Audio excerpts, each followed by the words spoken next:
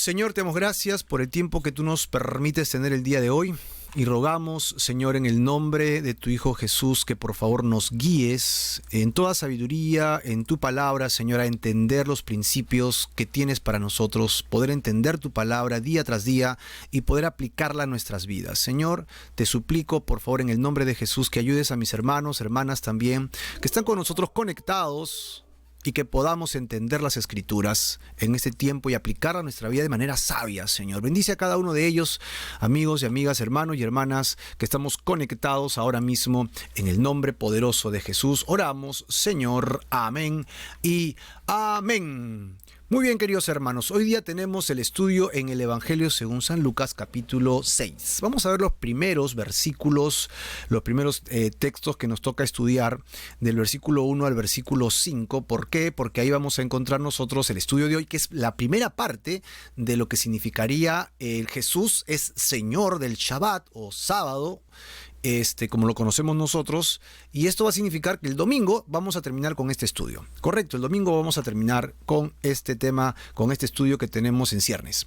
Bueno, tenemos que ir siempre al contexto, que es importante. Y una de las principales áreas de conflicto que va a tener Jesús entre él y los dirigentes de Israel, los dirigentes judíos, va a ser justamente el tema del Shabbat, ¿no? El día sábado en el cual hay una inspiración de Dios con relación al sábado, que lo vamos a ver ahora, y hay una interpretación judía, ¿no? La vamos a ver también en un instante, de lo que es ese sábado. Y Jesús se va a enseñorear y él va a decir: yo soy quien puede determinar cómo es que se debe guardar el sábado. Eso es lo que prácticamente vamos a ver hoy día. Y de ahí nosotros saltaremos a la idea final de: ¿es el Señor también quien controla mis sábados o todos mis días? Bien, esa sería un poco la idea del estudio del día de hoy.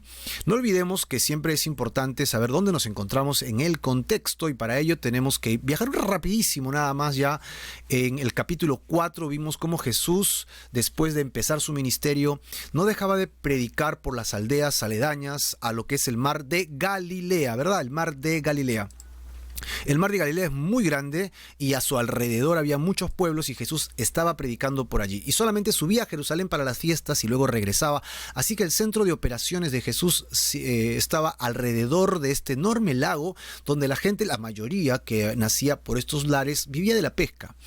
Así que Jesús fue muy conocido, sanaba gente, enseñaba todos los días, ya no solamente el día sábado, sino que enseñaba regularmente, y enseñando la palabra de Dios comenzaron a seguirle personas, ya no como la multitud que esperaba solo un milagro, sino como aquellos que veían en él el Mesías y estaban dispuestos a seguir sus caminos. Entre ellos se encontró Pedro, Juan y Jacobo, que eran pescadores. Jesús hace un tremendo milagro y ellos terminan siguiendo a Jesús. Después Jesús sigue predicando, sigue sanando personas y encuentra a Leví, ¿no? O Mateo, quien también empieza a seguir al maestro. Todo esto está sucediendo cerca del mar de Galilea. No lo olvides, ese es el contexto, ¿no? El mar de Galilea. Ahí tenemos esos puntos importantes, porque tenemos que notar que Jesucristo estaba dirigiendo su mensaje a personas muy simples, muy comunes, de barrio, como podríamos decir en muchos de nuestros países actualmente, ¿no? Gente de barrio. Y nosotros, la mayoría, somos personas de repente que no son muy adineradas, somos personas de presupuesto promedio, no muy bajos, y otros de gran necesidad, y otros que tienen cantidades de dinero. Y aquí vemos que Jesús llama a Pedro, Juan y Jacobo, que eran pescadores. Así que ellos eran pobres, pero no estaban tan mal. Tenían para comer, tenían para hacer sus cosas. Y encontramos a Leví, que es un hombre que tiene una cantidad de dinero. Ese tipo estaba rodeado de lujos. Y los dos grupos dejan todo por seguir al maestro, ¿no? Dejan todo por el seguir al Señor. Y el Señor no pide menos que eso para nosotros, que le sigamos. Así que estamos en este contexto que Jesús está enseñando. Y ahora nos vamos a encontrar nosotros en el estudio del día de hoy, justamente con que mientras que Jesús camina, sus discípulos quieren comer y los fariseos van a hablar mal de Jesús. Así que esta sería la primera parte de la lectura del día de hoy. Todo indica que los líderes judíos, las autoridades religiosas habían organizado, orquestado una persecución así minuciosa, sistemática contra Jesús. El cuadro, el escenario donde se mueve todo esto es en el día de reposo que Dios había dictaminado para Israel, el Shabbat o Shabbat, el día sábado. Ok, y Jesús estaba caminando por los sembríos y los discípulos que estaban con él tenían hambre y entonces deciden comer de lo que había en el campo. O sea, ellos pasaron, comenzaron a sacar lo que había y se lo comenzaron a comer. Y entonces esto es lo que va a ocasionar esta primera sección, que le hemos titulado Los fariseos acusan a los discípulos de haber profanado el día de reposo. Para nosotros, los cristianos de esta época, nos es un poco indiferente el Shabbat, el sábado, ¿no? Como que no le tomamos mucha importancia. Pero para un judío, y sobre todo esa época, considerando que incluso el Shabbat, para guardarlo y que se puedan reunir en las sinagogas, hizo que la nación de Israel no se perdiera tras las dispersiones que tuvieron después de la destrucción después de las persecuciones que tuvieron, ¿no? Así que se debe mucho al Shabbat y a las sinagogas que Israel permaneció vivo, ¿no?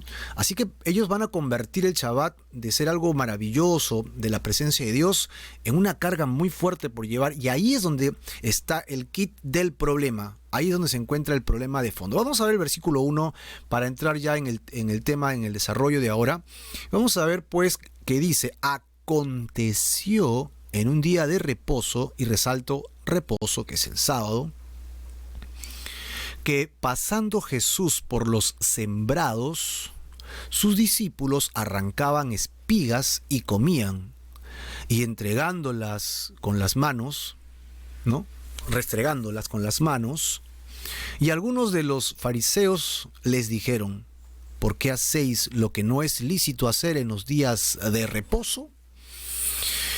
Bueno, aquí encontramos detalles y voy a resaltarlos y después vamos a ir a varios textos bíblicos, así que si tú eres alguien que te gusta tomar anotaciones, ten en consideración que vamos a tomar bastantes textos que de repente te van a ser útiles por este tema del Shabbat. Sí, primero, día de reposo detallado, y vamos a ver el texto que habla sobre eso en Levítico, sí, pero reposo es descanso con la intención de buscar a Dios.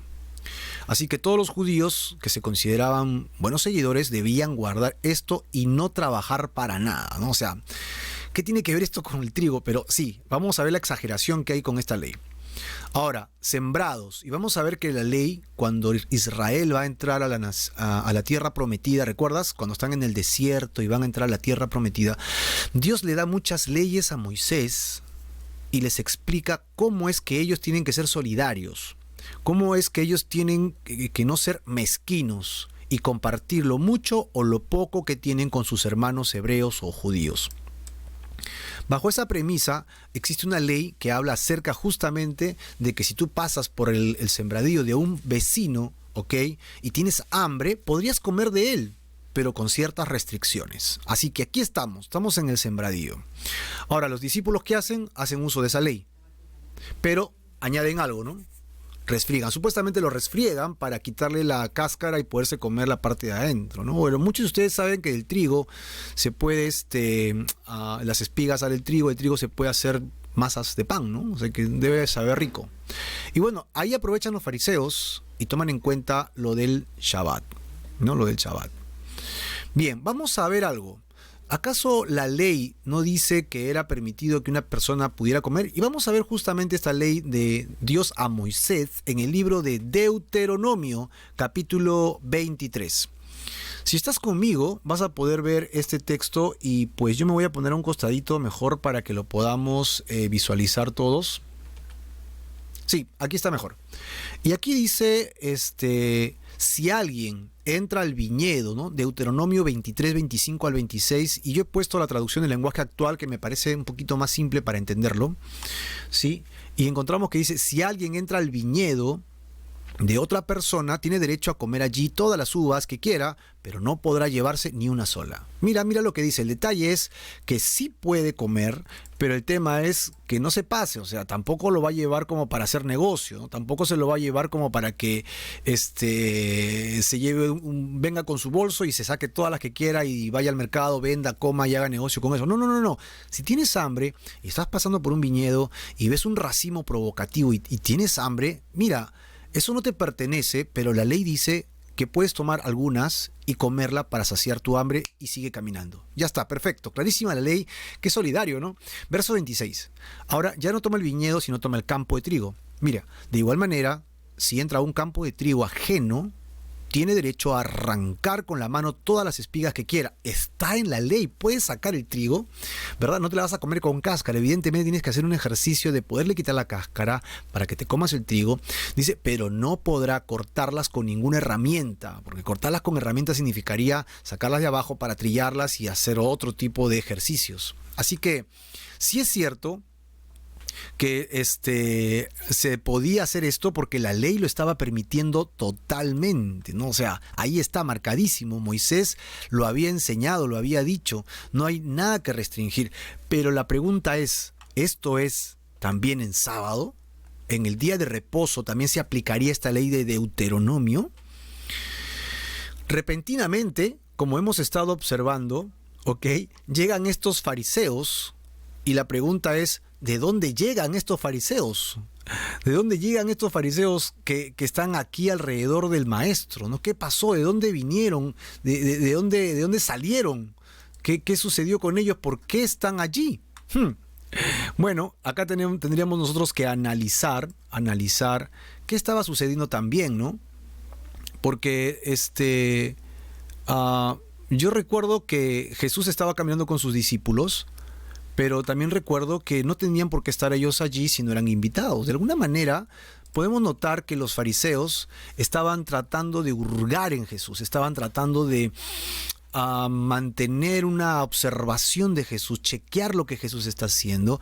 Y como hemos visto en otros pasajes, ¿okay? También notamos que Jesús habían venido de todas partes de Galilea y de Jerusalén y estaban atentos a todo lo que Jesús decía. ¿Recuerdan cuando Jesús sana al paralítico, verdad? Eso sucedió allí y todos se quedaron expectantes de Jesús, pero ellos estaban criticando. Así que aparecieron, de repente estaban escondidos en la esquinita viendo algún defecto de Jesús para poder encontrar argumentos contra él. Así que como no sabemos exactamente de dónde aparecieron, nos queda a nosotros en el aire, ¿no? El hecho de no haber sido contestada la pregunta de dónde aparecieron nos pone en una situación de esta un poquito dramática, ¿no? Ahora, ellos dicen, ¿por qué están haciendo lo que no es permitido en día de reposo? ¿No? Lo que no es permitido en día de reposo. El razonamiento de los fariseos era el siguiente: ¿no estaba prohibido trabajar el día de reposo acaso? ¿Cómo es posible que ellos estén comiendo en día de reposo? Ahora, ¿dónde está lo del día de reposo? Yo quiero que me acompañes a Éxodo capítulo 20, versículo 8, versículo 8 al 11, ¿no? Versículo 8 al 11, y sí, vamos para allá. Aquí está, y lo vuelvo a colocar a un lado para que lo podamos leer juntos. Mira lo que dice el día de reposo. Acuérdate del día de reposo, y luego explica, para santificarlo. 6 días trabajarás y harás toda tu obra, mas el séptimo día es reposo para Jehová tu Dios. No hagas en él obra alguna, tú, ni tu hijo, ni tu hija, ni tu siervo, ni tu criada, ni tu bestia, ni tu extranjero que está dentro de tus puertas. ¿Por qué? Y acá dice el por qué. Versículo 11, justamente acá. Porque en 6 días hizo Jehová los cielos y la tierra, el mar y todas las cosas que en ellos hay. Y luego dice, y reposó en el séptimo día. Por tanto Jehová bendijo el día de reposo y lo santificó. Luego vamos a ver en este mismo libro, en el capítulo 34, más detalles de cómo guardar el Shabbat. Pero retoma conmigo la idea. Versículo 8 habla de día de reposo. Día de reposo es el séptimo día, ¿no? ¿Por qué? Porque vas a trabajar 6 días y ahí harás todo tu trabajo, todo tu esfuerzo, toda tu dinámica lo dejas en los 6 días, pero Dios reclama un día, el séptimo, versículo 10. Dice que ese día es para Dios. Ese día está separado para el Señor. Así que si ya trabajaste 6, ¿no? Ya no hagas nada el día 7. Dedícate al Señor. Esa es la idea del Shabbat. Ok, es muy simple, ¿verdad? La idea es despreocúpate, descárgate, deja todas tus actividades, confía que ese día Dios proveerá, Dios cuidará, Dios hará lo demás. Si tienes que hacer algún esfuerzo, ese no es el punto. El punto es que no te dediques a trabajar, no estés distraído, pensando, trabajando, esforzándote. Eso es lo que Dios dice. Ok, nadie de tu familia, termina diciendo el versículo 10, y el 11 dice, ¿por qué? Porque Dios, que no se cansa, ¿verdad? Dios que no se cansa, que hizo todo el universo prácticamente, reposó también el último día de la creación. Pero Él lo hizo no por cansado. ¿Sabes por qué lo hizo? Para recrearse. Reposó, ¿no? Se recreó, miró, chequeó, disfrutó. Y entonces dijo Dios, vamos a santificar el día sábado. Y todos los que me siguen, los judíos, que son llamados por mí, entonces deberían también santificarlo. Ojo, quiero aclarar algo con relación al Shabbat. Es que nosotros, los cristianos de esta época, los que somos cristianos, tenemos que recordar que Jesús mismo nos enseñó diciendo que debemos seguir sus mandamientos. También en el libro de Hechos habla de los mandamientos de los apóstoles y más no hay otros mandamientos fuera de Jesús y de los apóstoles que nosotros debamos seguir como la misma palabra de Dios. Es decir, solo esa palabra de Dios es la que nosotros debemos seguir siempre, sin chistar, ¿no? Es lo que Dios dice, hacemos. Se acabó, hermano, no hay más. Ahora, ¿qué cosa del Antiguo Testamento, como el Shabbat, yo debería aplicar a mi vida? Simple. Si Jesús me dice que yo debo seguir sus mandamientos, por lo tanto, todos los mandamientos que estén en el Antiguo Testamento, que Jesús y los apóstoles lo hayan enseñado, yo también los debo seguir. Yo también los debo replicar.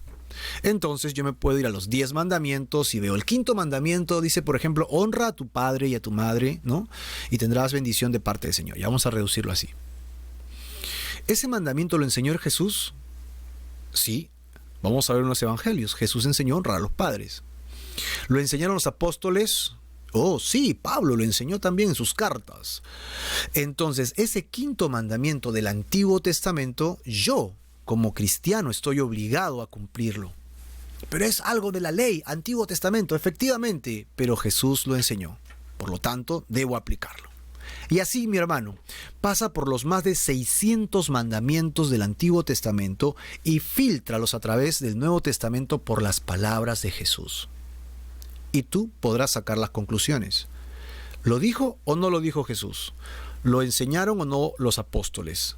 Responde a esa pregunta y verás qué mandamientos del Antiguo Testamento debemos seguir y cuáles no. Ya está.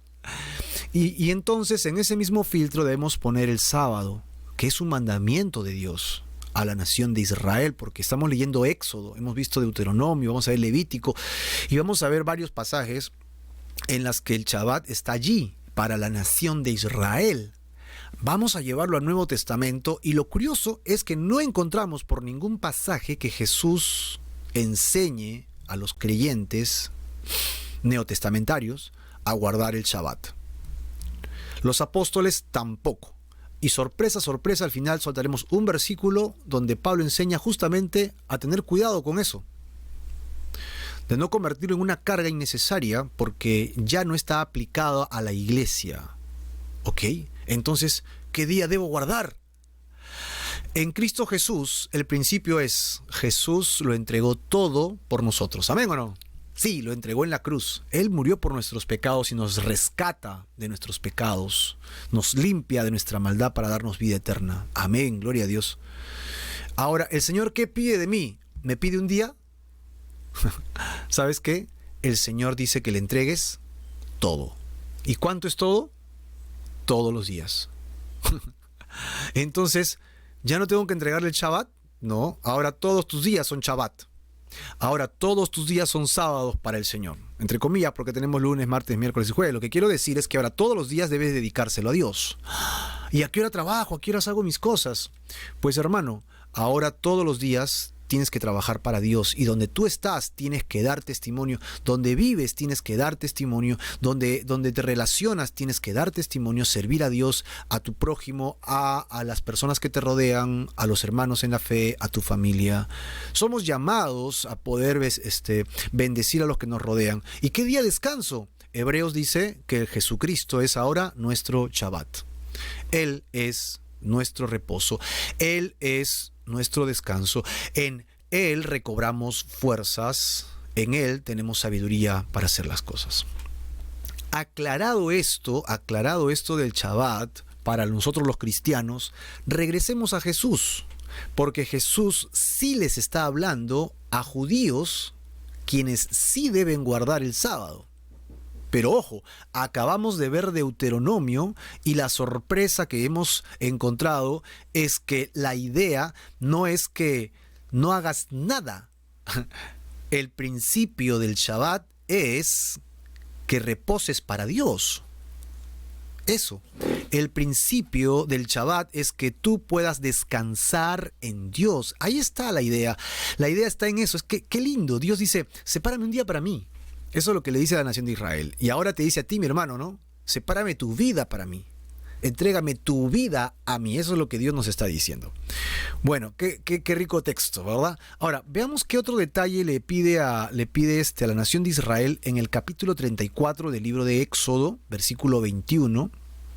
Ok, donde nos dice, 6 días trabajarás, mas el séptimo día descansarás, ¿no? Ahí tenemos grandes amenes de Claudia, de Alessandra, muy bien, grandes amenes que estamos de acuerdo en estos temas, ¿verdad? Adrianita que está con nosotros.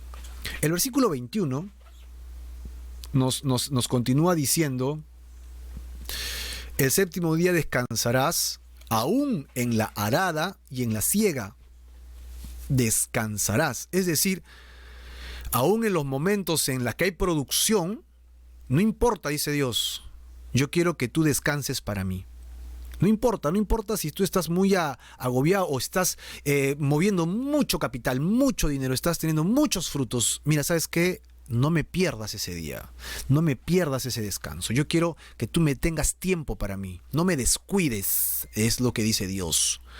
Así que hermano, mira, Dios nos está llamando a no descuidarlo. Y si tú has empezado una comunión con Dios, a partir de hoy día ya no puedes descuidar esa comunión.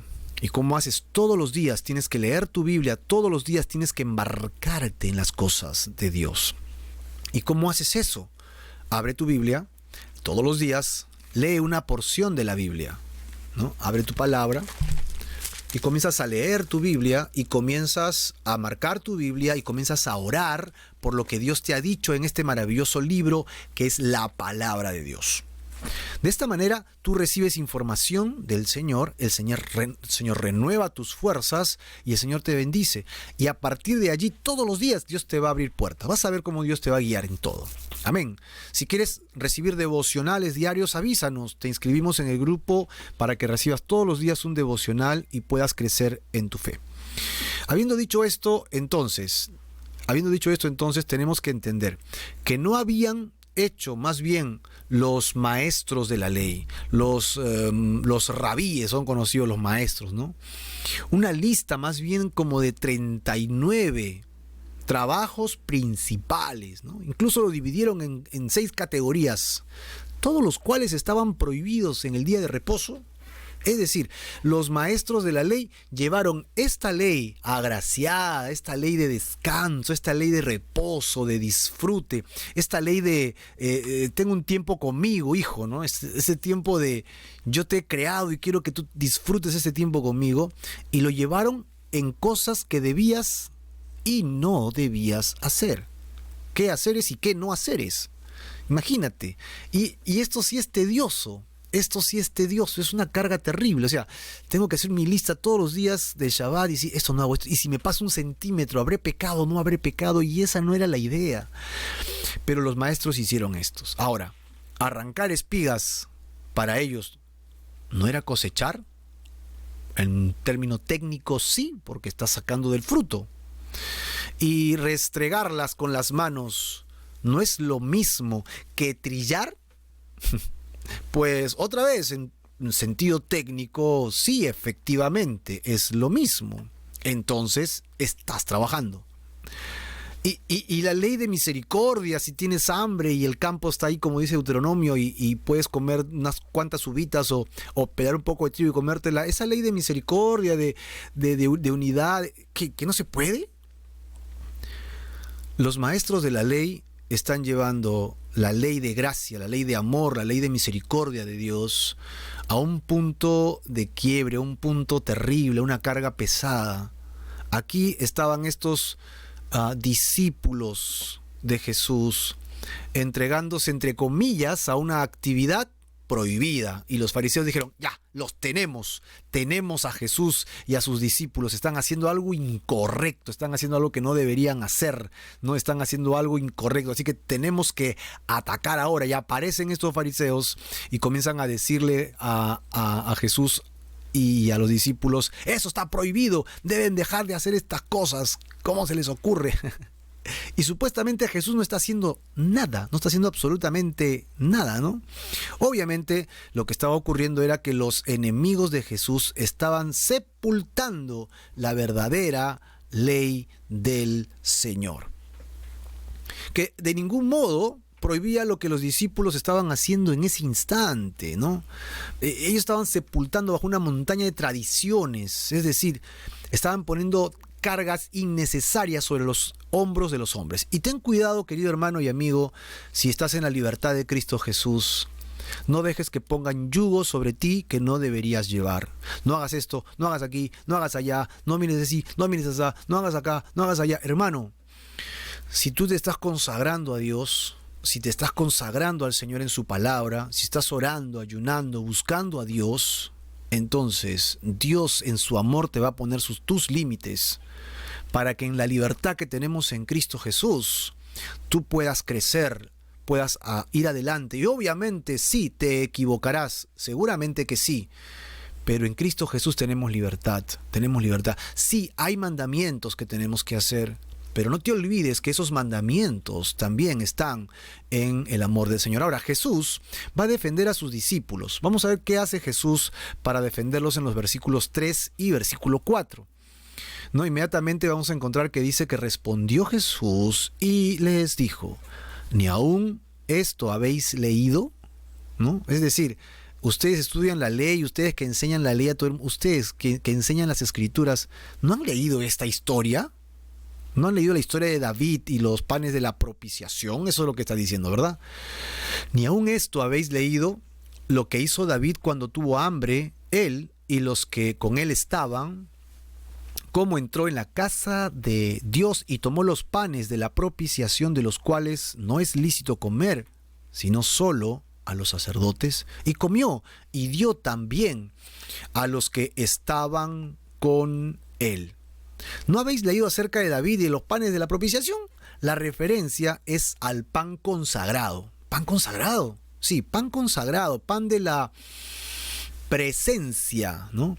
El pan de Dios, eso lo podrías ver en Éxodo, creo que es 25:30, que dice: y pondrás sobre la mesa el pan de la propiciación delante de mí constantemente. O sea, ese pan tenía que ser cambiado, ¿no? Tenía que ser removido constantemente. El pan ya está añejo, tiene que sacarlo y volver a colocar otro pan, ¿no? Tiene que hacerlo constantemente. Ojo que estamos hablando de una mesa, y esta mesa era una mesa de otros muebles que pertenecían al lugar santo, y luego eso estaba cerca al lugar santísimo, donde había otro mueble que era donde estaba la presencia de Dios. Y sobre este mueble que estaba cerca a otro que era también el del incienso, y luego otro que era un candelabro precioso. Este era un mueble pequeño bañado en oro y que tenía unas pequeñas cornisas o bandejitas donde podía contener panes. El pan de la propiciación se disponía sobre estas mesas en 2 filas. En 2 filas, sí.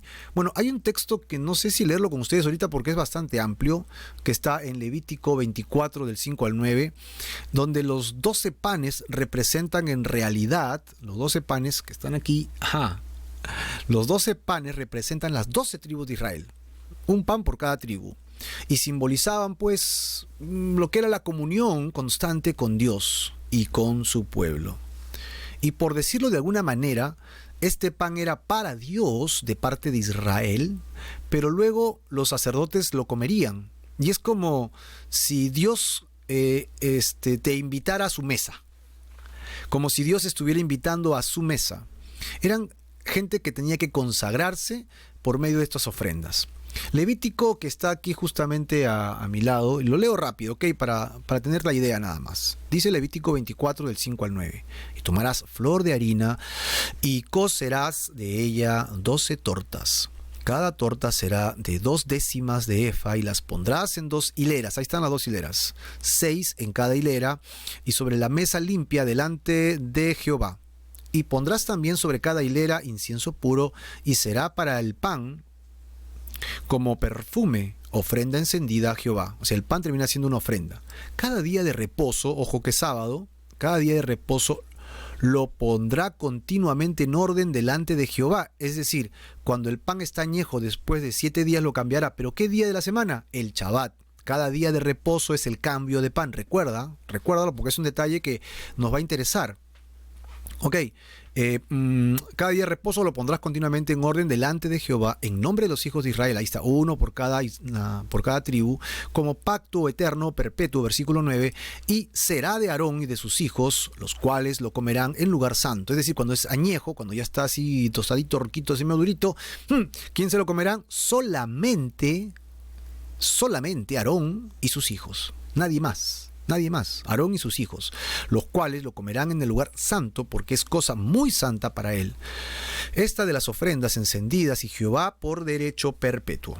Ahí está este texto. Cada día de reposo el pan entonces añejo se cambiaba por pan fresco, ¿no? Se cambiaba por pan fresco. Eso lo vemos también en 1 Samuel, donde dice que el pan sagrado, estamos hablando de este pan de la consagración, los cuales habían sido quitados de la presencia de Jehová porque ya era el 7º día, era el Shabbat, para poner panes calientes el día que aquellos fueron quitados.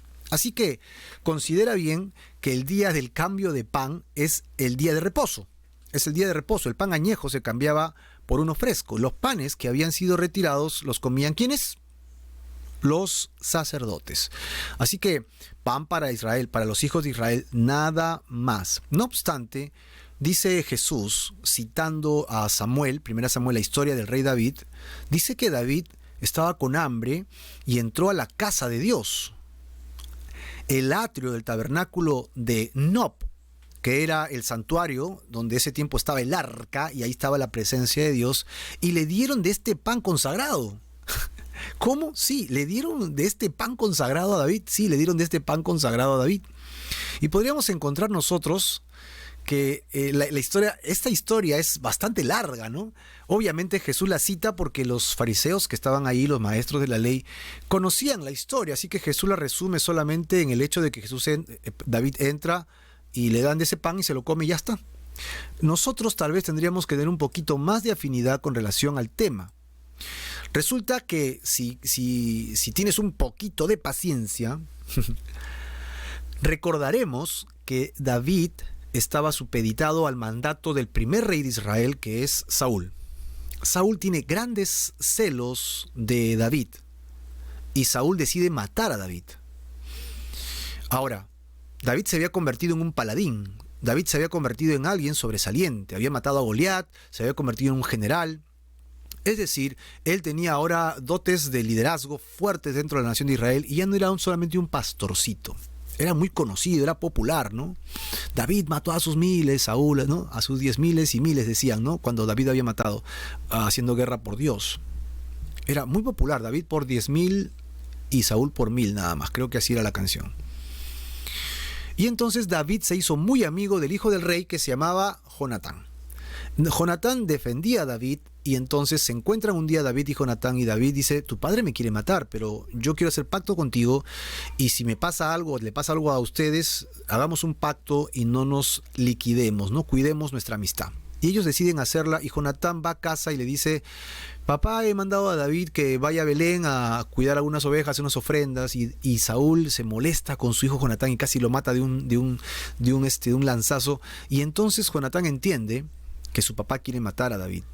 Y entonces va y le dice a David, huye, huye porque mi padre te quiere matar y que nuestro pacto quede entre nosotros. Una gran amistad, tremenda, una de las amistades más fuertes que puedes encontrar en el Antiguo Testamento son de estos dos personajes, David y Jonatán. Y es así como David huye, aparentemente con un pequeño grupo, no sé si eran soldados o amistades, porque no lo dice, pero huye con ellos. Y en el capítulo 21, versículo del 1 al 6, dice que vino David a Nob, y este Nob era el sacerdote en un lugar llamado Ahimelech, ¿no? El sacerdote Ahimelech, perdón, en Nob. Y se sorprendió Ahimelech de su encuentro, y entonces le dijo a David, ¿cómo vienes tú solo y nadie contigo? Y responde David al sacerdote Ahimelech y le dice, el rey, ¿no? El rey. O sea, él estaba huyendo del rey, pero toma el nombre del rey, ¿no? El rey me encomendó un asunto y me dijo, nadie sepa cosa alguna del asunto a que te envíe o lo que te he encomendado. Y yo le señalé los criados cierto lugar para que me esperaran mientras que yo vengo acá. Ahora pues, ¿qué tienes a mano? ¿Qué tienes a mano para comer? Dame 5 pancitos, aunque sea, o lo que tengas. Y el sacerdote le responde a David y le dice, no tengo pan común a la mano, no tengo el pan que todos pueden comer, solamente, y acá está, ¿no? El versículo 4 de este texto dice, solamente tengo el pan sagrado, pero te lo daré si tus criados no están en pecado, están consagrados, están haciendo las cosas correctas. Y David le dice que sí, ellos están consagrados, ¿no? El versículo 6 dice, así el sacerdote, ¿qué cosa hizo? Le dio el pan. Ese pan, el pan consagrado, que solo era para los hijos de Aarón. ¿Por qué? Porque allí no había otro pan, sino los panes de la proposición, los cuales habían sido quitados de la presencia de Jehová para poner panes calientes el día, ¿no?, que aquellos fueron quitados. ¿Qué día dijimos que era? ¿Qué día dijimos que era? ¿En qué eran quitados? ¿Lo recuerdas? Es importantísimo. El día era el Shabbat. Así que David había caído en Shabbat justo allí en Nob, delante de Ahimelech. Ahí está, y era Shabbat. Era justo el cambio de pan. Mira qué interesante, pan que sale del trigo, ¿verdad? Y también tenemos que David estaba acompañado, y también tenemos que es Shabbat. Y entonces lo tomó y lo compartió con sus compañeros que también estaban hambrientos. Todos ellos comieron, aun cuando la ley divina lo había designado como un alimento exclusivo para los sacerdotes. El argumento es este, ¿no? El argumento es este. Si David tenía derecho a pasar por alto una provisión ceremonial divinamente ordenada cuando la necesidad así lo requirió, David tenía hambre y comió del pan que no le pertenecía. Entonces Jesús, quien es más grande que David, ¿amén o no? Jesús es el ungido de Dios, obviamente, y no tendría, o sea, el ungido de Dios ¿no?, sobre cualquier otro ungido, porque hubieron muchos ungidos, muchos mesías, pero Jesús era el Mesías, el ungido por excelencia, porque sobre él habría el rescate por la humanidad, y no solamente rescataría a Israel, ¿no? Además es el Hijo de Dios. Él no tendría derechos en condiciones similares a la de David de pasar por alto una regulación del Shabbat totalmente injustificada y de confección, de creación, de tradición humana. O sea, si David pudo quebrar una ley por una necesidad de hambre y de comida, ¿ok?, y le fue permitido, ¿cómo es que Jesús no podría más bien quebrar el sábado, entre comillas? Pues lo digo entre comillas porque era una exageración que no puedan comer del trigo. Imagínate, o sea, si David pudo quebrar la ley de Dios por el hambre, entonces Jesús podría quebrar la ley humana, pues, sin ningún problema. Después de todo, en gran medida las reglas sabáticas de estos rabinos equivalían a una aplicación equivocada de la ley. Así que se debía considerar que las leyes ceremoniales siempre admiten cierta dispensa, ¿no? Cierta dispensa en casos obvios, críticos y de necesidad. Excepciones. ¿no? Ciertas excepciones. Hay una ley, sí, pero si está en juego tu vida y necesitas comer, entonces hay una excepción. Sí, hay una excepción, perfecto. Y si las leyes mismas que Dios ha ordenado admiten dispensa, mucho más la admitirán las tradiciones de los hombres. Con este antecedente del rey David en mano, que incluso fue un sábado, ¿no? Jesús demuestra que la propia ley judía está subordinada al bienestar del hombre y que la necesidad humana de sobrevivir está siempre sobre la ley. Si David hizo eso, con mayor razón el Hijo del Hombre, que es el Señor del sábado, y es justamente como él termina el versículo del día de hoy, ¿no? La cita del día de hoy, hablando del sábado, porque él es soberano sobre estas cosas. Y dice el versículo 6, y les decía, el Hijo del Hombre es Señor, que también se puede traducir como dueño, aún del día de reposo. Ojo que esta es la segunda vez que Jesús se autodefine como el Hijo del Hombre. Ok, ¿recuerdas cuando él sanó al paralítico hace poco? ¿No? En el capítulo 5, él dijo que como Hijo de Hombre, él tiene también poder para perdonar pecados, y ahora, como Hijo de Hombre, tiene autoridad absoluta sobre el sábado. ¿Y esto qué significa? Significa que Jesús ha iniciado la instauración de un nuevo orden humano, un nuevo orden espiritual, un nuevo orden que es el reino de Dios restaurado, porque había sido quebrado por el pecado, y en los cuales las instituciones regulares humanas deberían ahora someterse a esta ley superior que es la ley de Dios, y en la cual Jesús es Señor. Además, él dice, toda autoridad, toda potestad me es dada. ¿Recuerdas cuando él dice, todo ese poder me ha sido entregado? Yo soy uno con el Padre, y yo fui enviado al mundo por el Padre. ¿Recuerdas cuando él comenzó a decir estas cosas en Lucas 4, delante de toda la sinagoga? El Espíritu del Señor está sobre mí, por cuanto me ha ungido para dar buenas nuevas a los pobres. Me ha enviado, es decir, él ha sido enviado. Es claro que Jesús, el Hijo del Hombre, ciertamente entonces es Señor del día de reposo. Ahora, nosotros en el Nuevo Testamento, ¿cómo aplicaríamos esto del día de reposo? Ahora, nosotros en Cristo Jesús tenemos que saber que todas las cosas son hechas nuevas. ¿Recuerdas 2 Corintios 5:17? ¿No? De modo que si alguno está en Cristo, nueva criatura es, las cosas viejas pasaron y he aquí todas son hechas nuevas. Y en Romanos 10:4 dice, porque el fin de la ley, o sea, el cumplimiento total de la ley es en Cristo.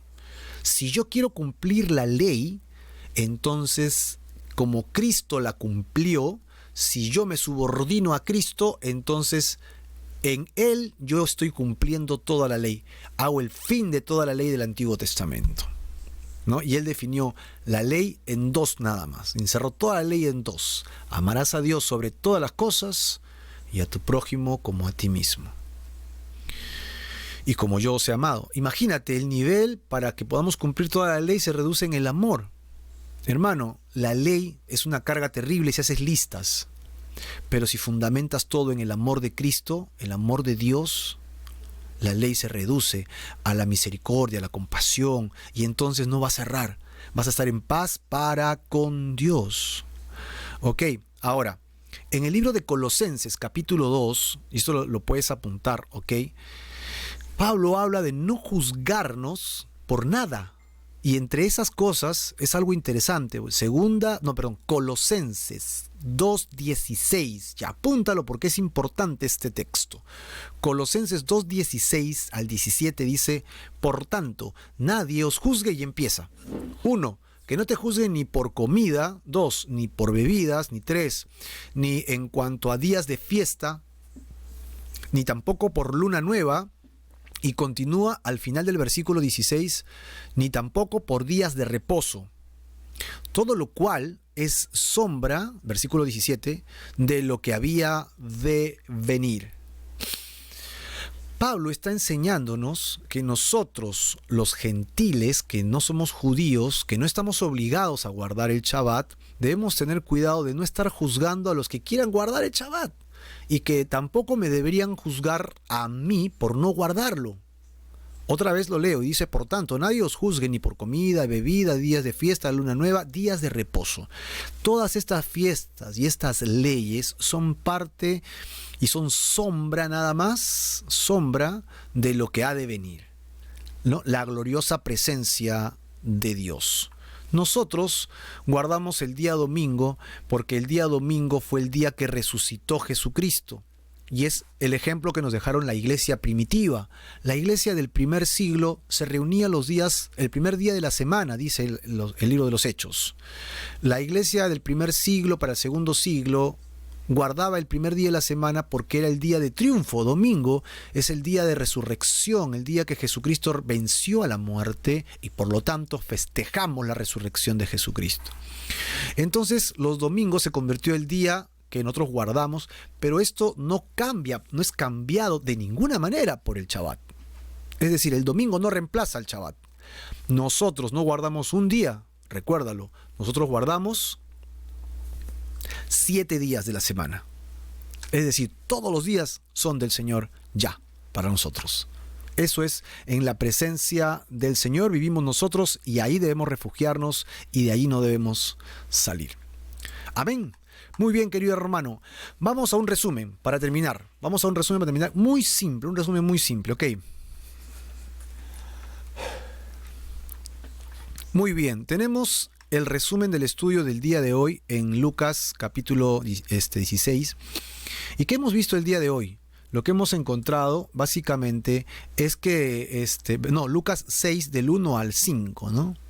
Que Jesús es Señor sobre todos los días. Y para esto Jesús puso un gran ejemplo.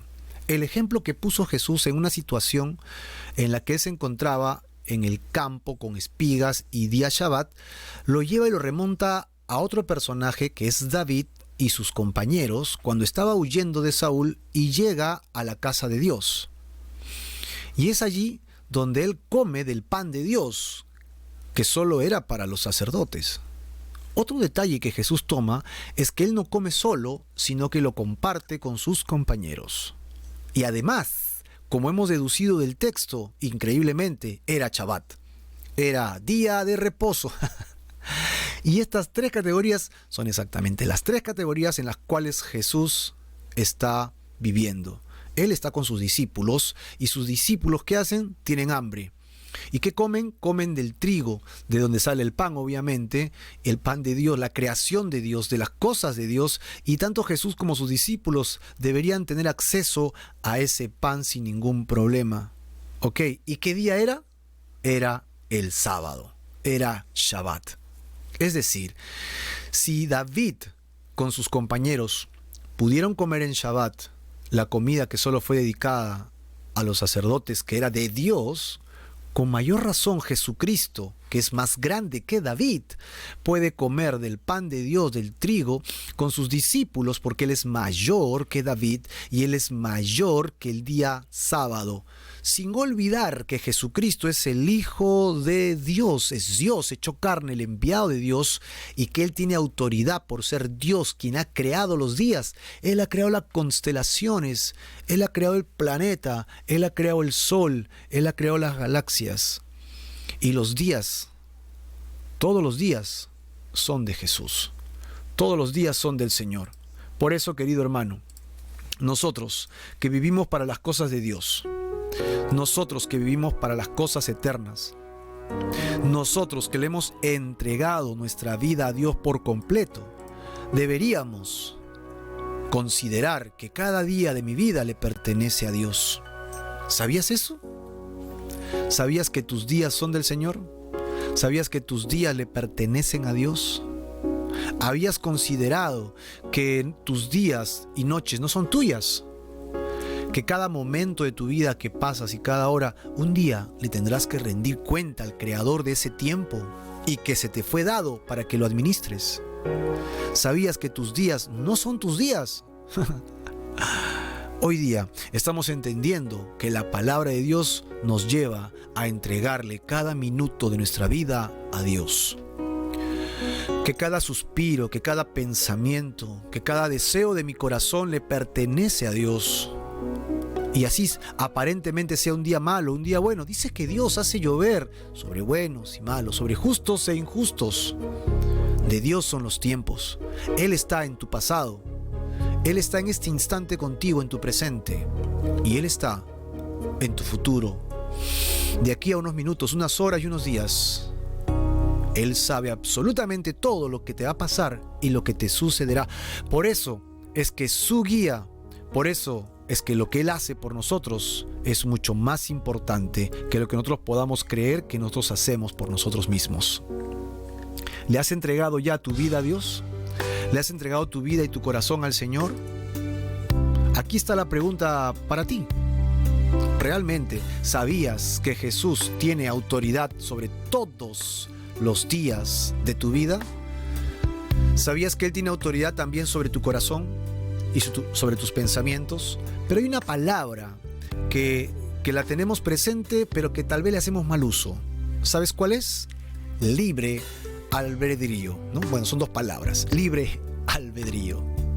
En la que yo creo que soy el dueño de mi destino, el dueño de mis propósitos, de mis planes y proyectos, y no tomo en cuenta a Dios. Y dejo a Dios fuera de la fórmula de mi vida, y cuando necesito ayuda, grito, clamo y busco para que me auxilie. Pero una vez auxiliado, una vez socorrido, simplemente alejo de Dios de mi vida y vivo mi propia vida sin Dios.